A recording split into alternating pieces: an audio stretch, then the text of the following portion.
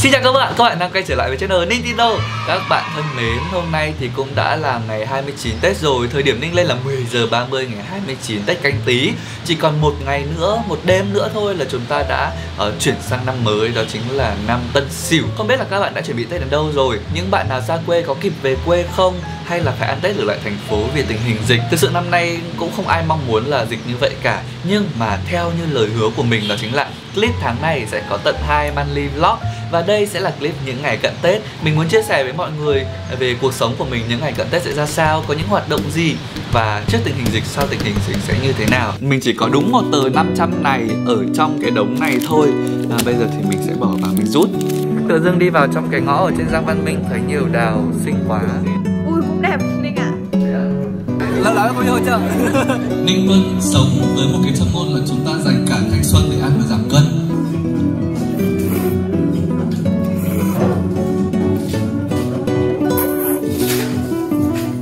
Gì? Mày làm như nó là thuốc ấy.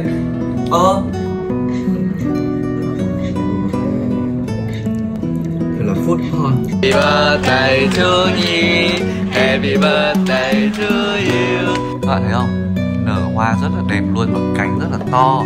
Bởi vì đây là hoa kép. Năm Tân Sửu mình sẽ xỉu lên chứ không xỉu xuống mọi người ạ. Năm nay tôi sẽ làm gì cho người sinh ra tôi? Năm nay tôi sẽ làm gì cho người yêu thương mình? Và năm nay tôi sẽ làm gì cho những mối quen thân tình? Chào buổi sáng. Ôi các bạn ơi, mình đang bị muộn giờ. Sáng nay thì mình có hẹn 10 giờ với cả anh Ly, với cả chị Ly và anh Dũng đi học thử một buổi chơi golf ở trên Hồ Tây. Mọi người cứ hỏi là sao bình thường anh Ninh rảnh, anh Ninh làm gì? Mình cũng chẳng biết nữa, bởi vì mình quá bận luôn đấy. Nhưng mà mình nghĩ là năm nay thì mình cần phải có thêm một cái mục tiêu mới là chơi một cái bộ môn gì đấy. Thì mình nghĩ golf cũng là một cái bộ môn khá là hay, xả stress và quan trọng là luyện được cái tầm mắt của mình nữa. Mình biết là chơi golf thì sẽ không phải mặc như thế này. Nhưng mà mình chưa kịp chuẩn bị luôn ý. Nên thôi hôm nay cứ đi chơi tạm. Mình mà cảm thấy hứng thú và quyết định học thì mình sẽ đi đầu tư sau. Thôi sau khoảng bao nhiêu tiếng ấy? 2 tiếng mọi người ạ. Thời gian tiếng rưỡi thì chúng mình đã học xong buổi học thử đầu tiên. Và mình quyết định là sẽ học golf tại vì thực sự cảm thấy rất là hợp với môn này. Cũng có một chút năng khiếu, các anh dạy bảo thế. Và mình quyết định là sẽ dành ra 2 ngày một tuần, 2 ngày một buổi, 2 buổi một tuần để mình đi học cái môn này cùng với cả chị Ly và anh Dũng. Chị thấy môn này làm sao? Chị thấy cũng hay nhưng mà chắc là phải giãn cơ thêm nhiều hơn. Eo ơi, môn này mỏi hết cả tay chân rồi vai rồi các thứ, nói chung là vận động hết. Và thấy bảo môn này giảm được mỡ bụng nên em rất thích chị ạ. Với cả môn này cũng tốn kém ấy, thế nên là phải đi kiếm tiền nữa Ninh ạ. Chơi golf có vẻ tốn tiền đấy mọi người. Đăng ký cái khóa học xong là chúng mình cũng mất một cục rồi này. Bọn mình từ giàu thành nghèo luôn à? Xong rồi phải đi dần dần sẽ phải đi mua đồ này. Xong rồi quần áo còn đi chơi cơ, cái tiền đi chơi trên sân cơ. Hôm nay thì chúng mình đang ăn mừng buổi học đầu tiên bằng mấy chiếc burger ở Chops. Ở đây thì đợt này đang có cái slider là cái nhỏ hơn, còn cái anh Dũng là cái size bình thường ấy mọi người. Năm mới lại đến em vẫn lẻ bóng một mình, mà đau làm sao vì em đã có gia đình. Mẹ cha cho em về quê ăn Tết linh ninh, tay giác hành lý mình em thì vẫn tươi xinh. Đồng quê ngày nay cũng không gì khác năm xưa, vẫn đây chờ phiên người ta xin chúc đầy đường. Về đánh nhà vui làm sao kể hết cho vừa. Mẹ em ra đông hồi ngày chiều lấy chồng chưa. Nụ cười chợt thoáng vô tắt trên má hồng. Em đau đau muốn lấy chồng, em chỉ muốn ngắm mãi bên mẹ cha. Lên mặt này. Mỗi lần Tết đến em mới về quê nhà. Nào ban lúc con ngóng. Sau khi ăn trưa thì mình có đi mua bình. Và bây giờ thì mình đang bóc ra để trồng 2 cái cây tulip mình mới mua ở trên chợ hoa Quảng Bá hôm trước mọi người ạ. Đây, bình xi măng nha. Đó, tôi không cần bóc giá đâu. Đây, 2 cái chậu tulip mình mua hôm trước đây. Một chậu sẽ có màu đỏ và một chậu sẽ có màu vàng. Cam hay vàng? Cam hay vàng? Cái này thì hơi ít đất à? Lại phải lấy đất ở kia rồi. Thôi vào nhà đi, không có bẩn nhá. Đi vào nhà đi. Một cây này, ui dồi ôi, hôm đấy mình mua có giá bao nhiêu nhỉ? 100. 100.000 cây à? Một Chơi mình cây mua 2 cây là 200. Đây mọi người ạ, đây là cái rễ của cây hoa tulip này. Đấy.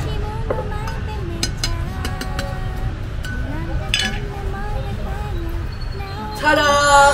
Chậu hoa tulip đầu tiên của Ninh. Không biết chậu này là vàng hay đỏ đây.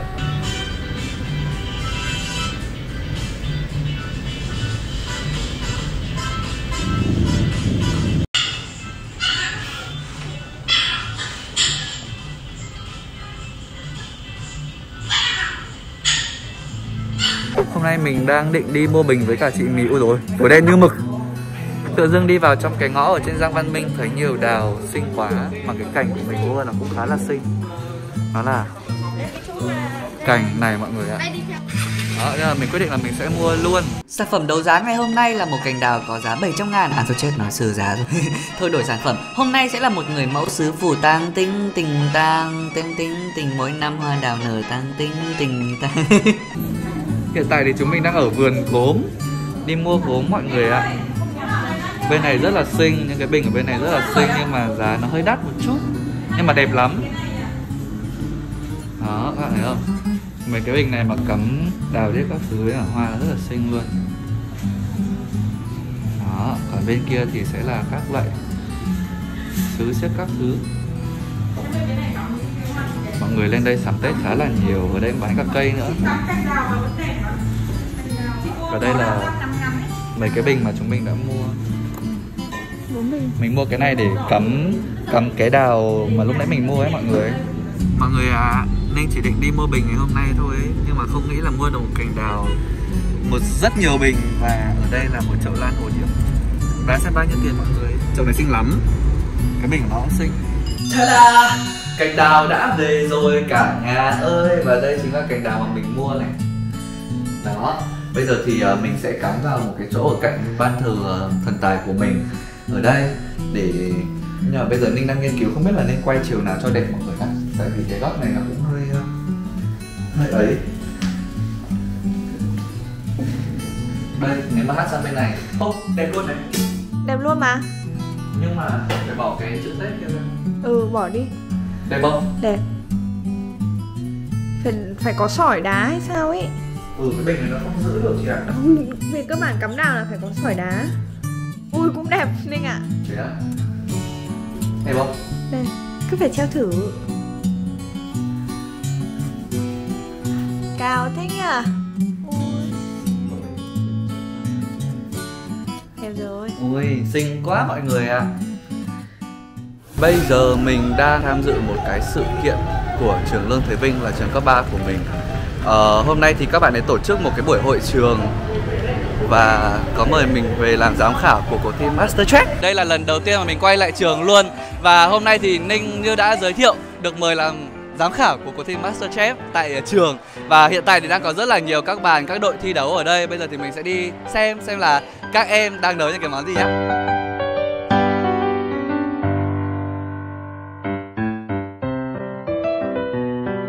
Hôm hội chợ này thì có khá là nhiều đội thi đấu với nhau, đa phần là các em học sinh cấp 2 và cũng có cả các em cấp 3 nữa. Eo ơi, nhỏ tuổi mà nấu ăn ngon nhá, mà toàn món khó thôi. Các món ăn nấu ra nhìn chung đều rất là ngon, đương nhiên thì cũng sẽ có vài đội nổi bật hơn và giành được giải thưởng từ ban giám khảo. Ngày hôm nay thì ban giám khảo có 3 người, trong đó có mình. Với trường lần này thì cũng là dịp để mình có thể ôn lại kỷ niệm với thầy cô, với bạn bè cũ. Và các em học sinh cũng khá là háo hức vì nhiều em không nghĩ là Ninh lại là học sinh của trường Lương Thế Vinh, cựu học sinh luôn đấy. Bên cạnh cuộc thi thì hội chợ cũng là một cái điểm nhấn khá là hay. Mình mua được khá nhiều thứ và cũng chụp được với các em rất là nhiều ảnh đẹp. Mặc dù là mình cũng chả có kiểu nào cả, tại vì toàn là story với các thứ của các trên máy các em thôi. Mukbang hội chợ. Lâu lắm không đi hội chợ.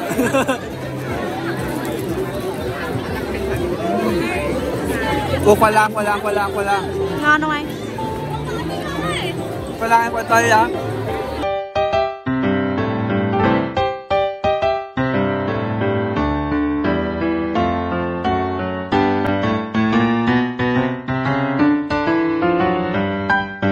Tối nay mình xuống nhà mì, mình lên nhà mì ăn bún mọc gì đấy?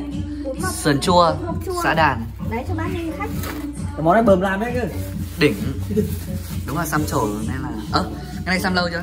Lâu rồi ạ. Trong cái bát này thì sẽ có lưỡi, móng giò, thịt, sườn, móng giò, sườn, dứa, dọc mùng. Đó, và bún mọi người ạ.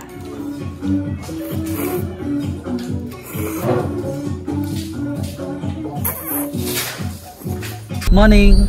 Chào mọi người. Hôm nay thì mình lại chạy chuốt một chút và đi một cái event khác của một trường đại học, đó chính là trường ngoại thương. Và ở trường ngoại thương thì mình sẽ tham dự một cái event có tên là đánh thức Tết. Hôm nay thì mình không đi với Trung Anh nữa mà đi với cả Nhi. Cái chương trình này thì nó sẽ là một cái buổi talk show, và ngày hôm nay thì sẽ có chị Ly này, sẽ có một vài blogger khác. Mình cũng không biết là ai, nhưng mà đến thì chắc là sẽ trò chuyện với nhau. Có anh Hạnh Phúc à? Anh MC Hạnh Phúc thì mọi người biết rồi đấy. Đó, thế nên là bây giờ thì đi thôi nhỉ. Hello mọi người, chúng mình đang có mặt trong trường ngoại thương rồi. Và đây là chị Ly. Không hề mà gặp đi event chúng mình lại mặc màu giống nhau.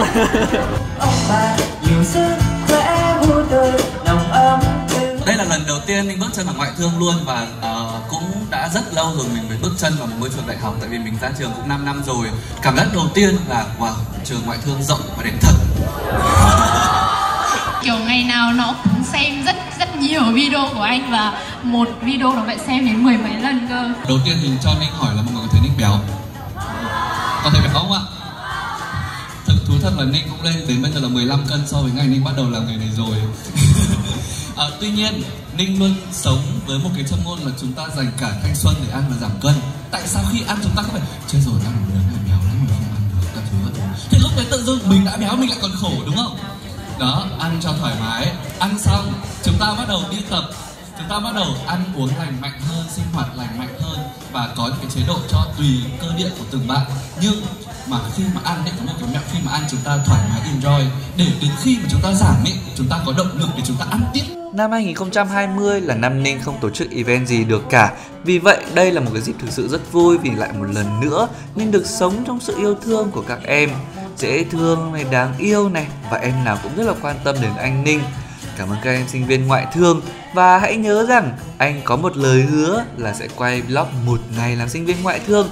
Nếu bạn nào muốn tham gia, nhớ khi đó hãy đăng ký nhé.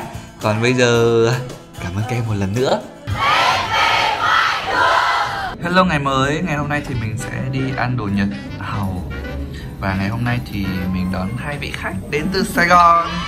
Hello anh Kiên, hello chị Heo. Xin chào. Hôm nay mọi người rửa xe gì đấy nhỉ? Mọi người rửa xe đạp điện. Mới mua xe đỉnh lắm mọi người ạ. Hôm nay chúng mình đi ăn Masu ở trên Lý Thường Kiệt. Đó. Ui, đã xong rồi. Ngon không? Ngon. Yeah. Chị ăn thử đi. Ở đây có bụng cá hồi và cá Kimedai gì đấy mọi người ạ. Còn đây là cá lóc. Cá nóc. Cá nóc, đúng rồi.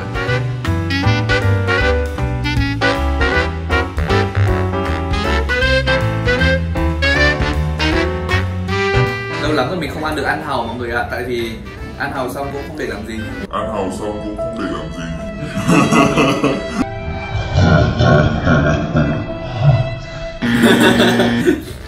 Ở đây có một phần hàu với trứng cút. Tiếc gì? Mày làm như nó là thuốc ấy. Thật mà, hàu là một trong những cái liều thuốc tự nhiên.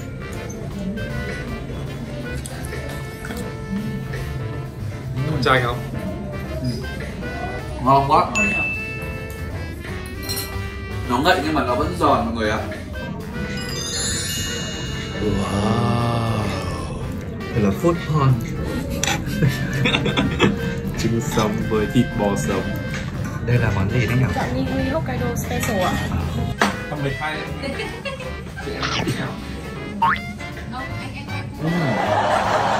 Nó là ngon lắm. Behind the scene. Ăn xong Masu thì mình lại quay lên lại Hàng Mã Hàng Lược mọi người ạ. Tại vì là hôm qua thì anh Kiên và anh có thấy cái story mình đi ăn xôi xíu ở đây rất là ngon. Đây, và chúng mình lại có mặt ở đây để ăn xôi xíu. Đó, và ngồi ở đây thì có một cái view ra phố Hàng Lược rất là đẹp.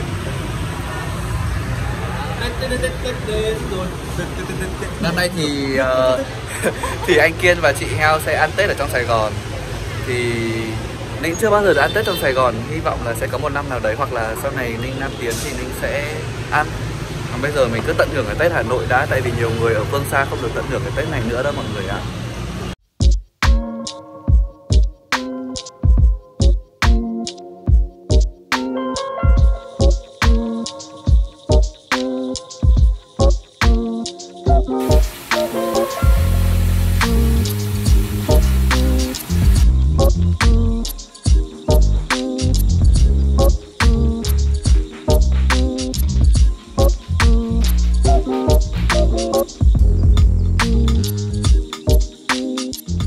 Happy birthday to you, happy birthday to you, happy birthday, happy birthday, happy birthday to you. Chúc mừng sinh nhật.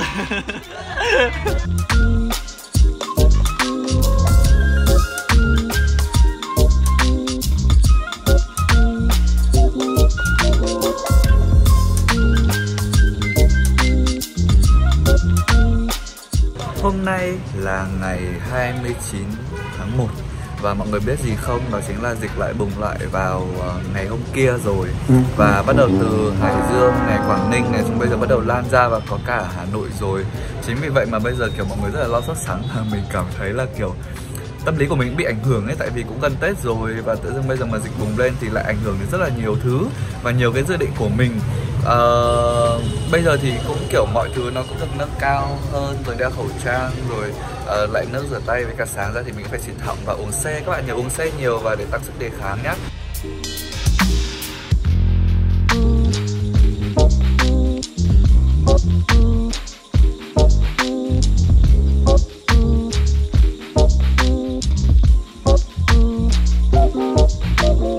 Ôi vạ vật lắm luôn ấy, cả ngày ở nhà chỉ có thèm ăn uống thôi. Xong là đã cố ăn ít rồi nhưng mà nhà thì lại lắm đồ ăn.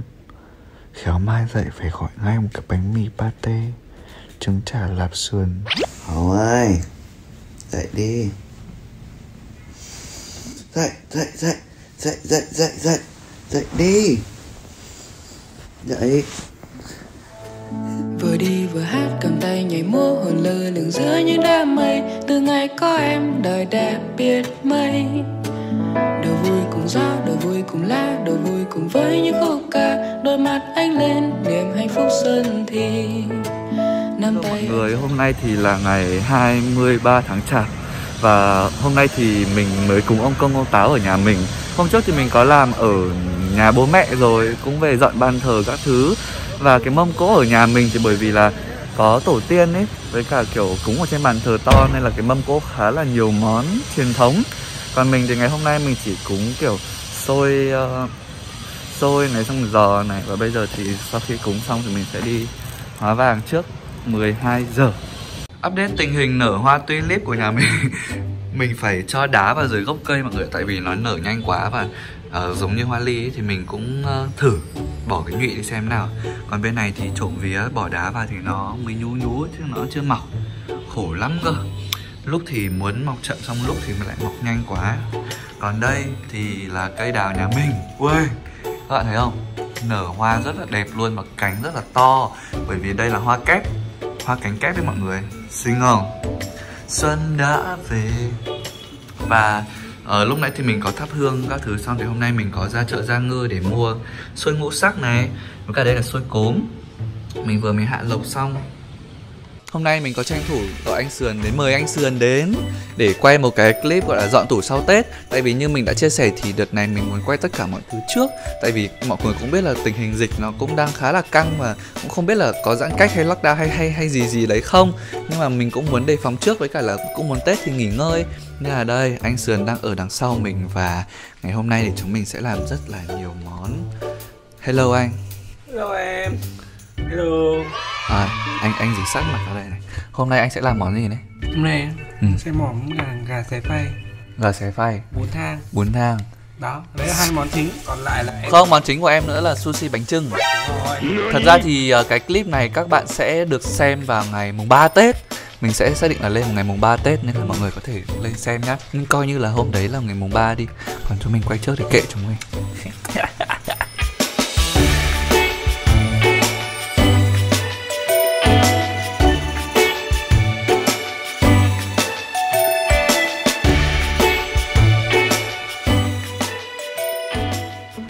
Mọi người có biết đây là hoa gì không?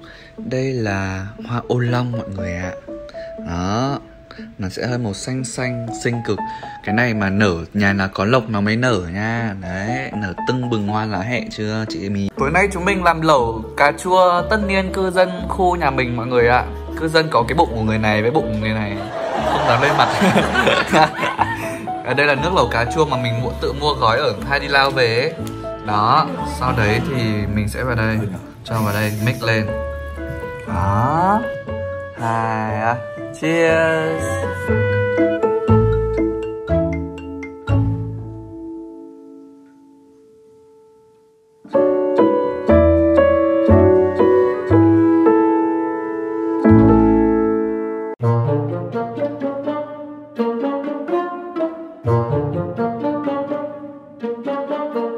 Chiều nay thì chúng mình đã đi chơi golf và bây giờ thì Ninh đang có mặt tại nhà chị Ly. Ăn ông công táo tiếp.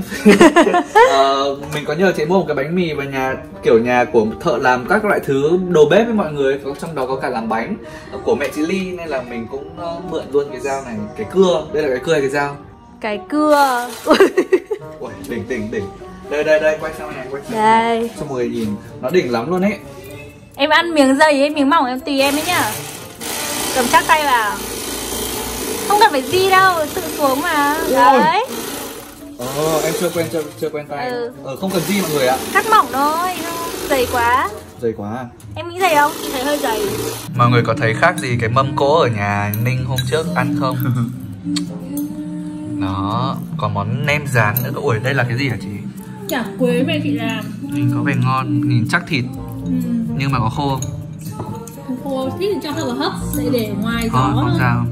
Khô gió. Nhiều rau quá, thích quá này. Món gì đây ạ? Đây là món nem cua bể Hải Phòng, chính hiệu này, nhìn cua đi. Ui, nhiều ấy. Một cái bánh này ở dưới Hải Phòng bán 50.000, 60.000, cái này của chị là 60.000. Mua từ Hải Phòng lên. Hôm nay thì Ninh nhận được một hộp quà từ gia đình Cam Cam. Cảm ơn anh chị nhé, từ nơi phương xa. Trong đây có các cái hộp mứt rồi bánh kẹo các thứ Tết mọi người ạ. Chắc chắn là Tết này sẽ có nhiều đồ ăn lắm. Chưa đến 14 tháng 2 Ninh đã nhận được quà Valentine. Không, thật ra đây là quà các bạn ấy gửi tặng cho Ninh. Nó rất là nhiều chocolate xinh không? Dễ thương. Rồi không cô đơn nhé, cảm ơn các em.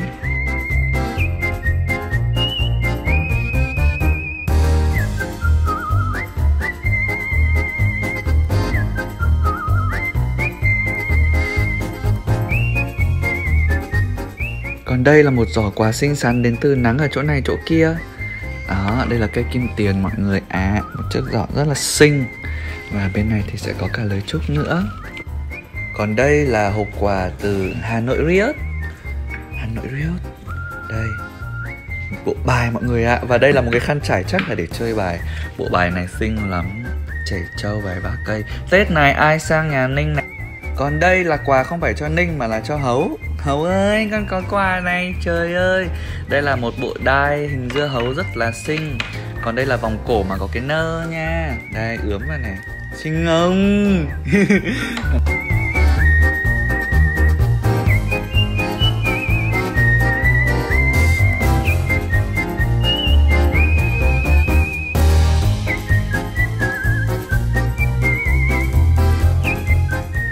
Vẫn là chuyên mục quà cho Hấu vào dịp Tết.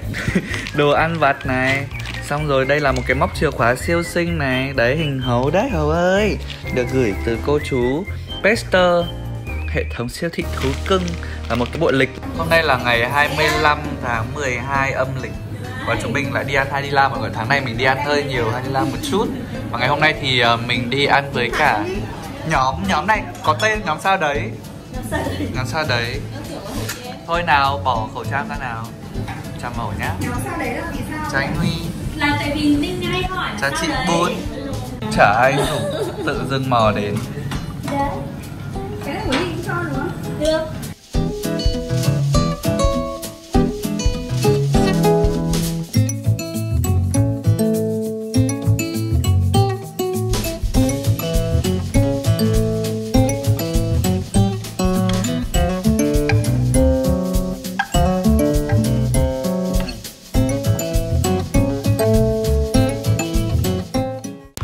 Ninh vừa mới phải set up lại cái quầy này mọi người ạ. Không phải cái quầy mà là cái tủ này. Tại vì là mình mua quá nhiều rượu. Đây cho mọi người xem này. Đó. Lúc nãy thì họ có ship đến 4 cái chai này mọi người ạ. Ninh có đặt thêm, ngon cực. Uống rất là dịu luôn và ăn với cái gì cũng hợp. Đó.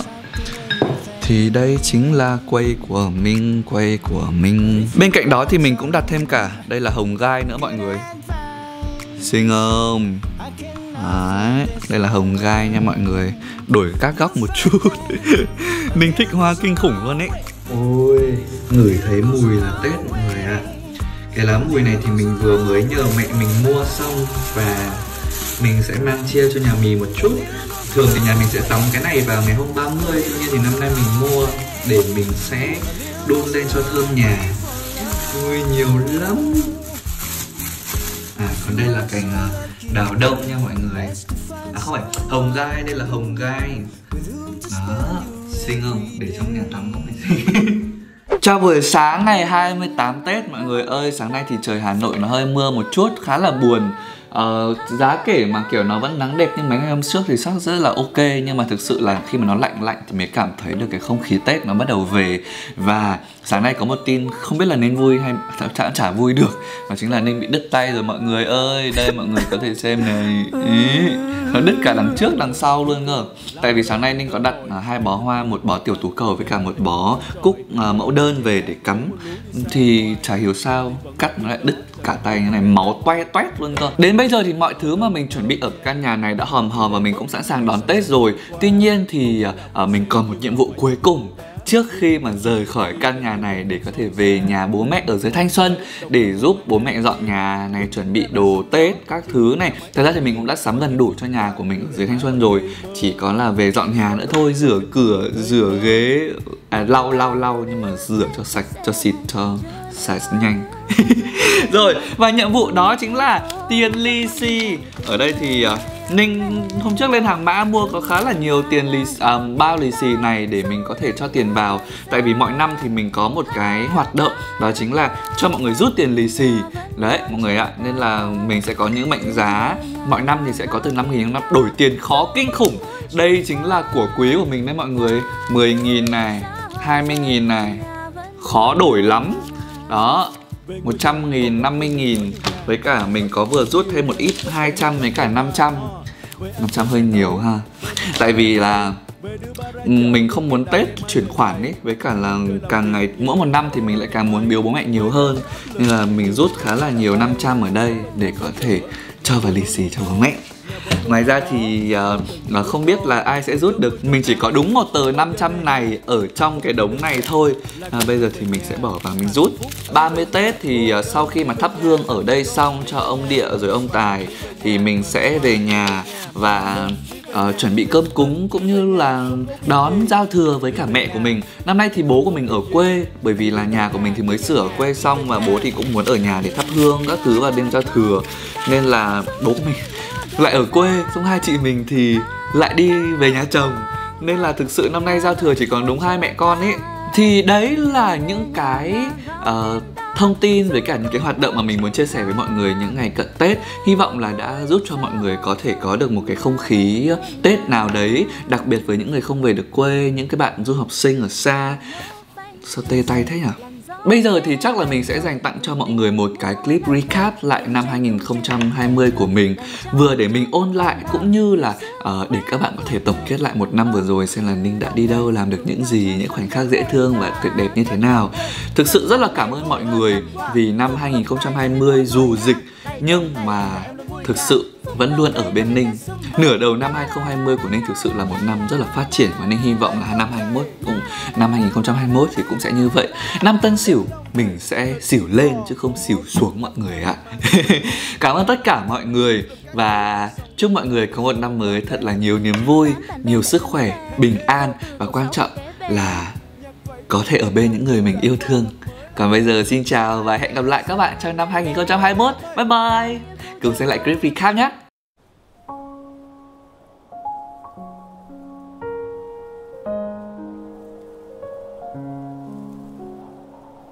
Năm qua tôi đã làm gì cho người sinh ra tôi?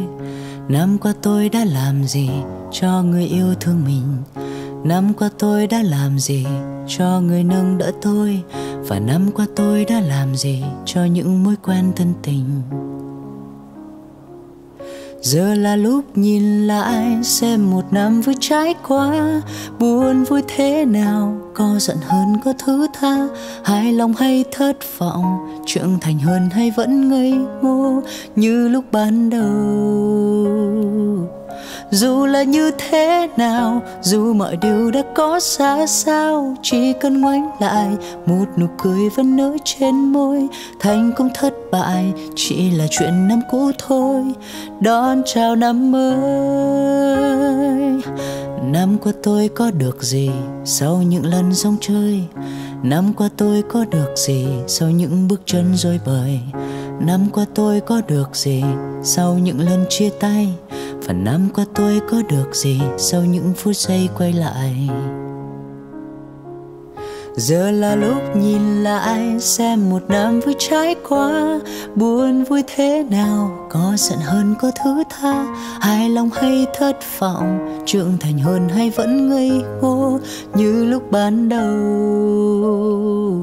Dù là như thế nào, dù mọi điều đã có ra sao, chỉ cần ngoảnh lại một nụ cười vẫn nở trên môi. Thành công thất bại chỉ là chuyện năm cũ thôi, đón chào năm mới. Năm nay tôi sẽ làm gì cho người sinh ra tôi? Năm nay tôi sẽ làm gì cho người yêu thương mình? Năm nay tôi sẽ làm gì cho người nâng đỡ tôi? Và năm nay tôi sẽ làm gì cho những mối quen thân tình?